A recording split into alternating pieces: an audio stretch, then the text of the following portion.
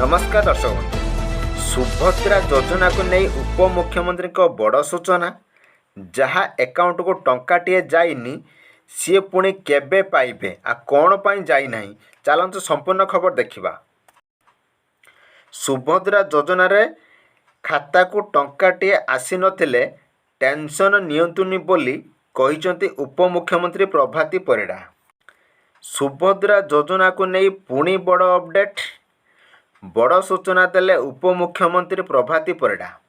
अधिकांश महिलांक अकाउंट को टंकाटे जाई नथिबा बेले अनेक एही टंका पाई नाहांती जहाकु नहीं द्वंद्व सृष्टि होइथिला। ए बाबदरे स्पष्ट सूचना देइचंती प्रभाती परिड़ा। सबु हिताधिकारी को प्रथम किस्ती 17 तारिख रे दिया जिवो। जो मानक अकाउंट को टंकाटे जाइनी सेमाने व्यस्त हबार नहीं बोली कहिसंती उपमुख्यमंत्री।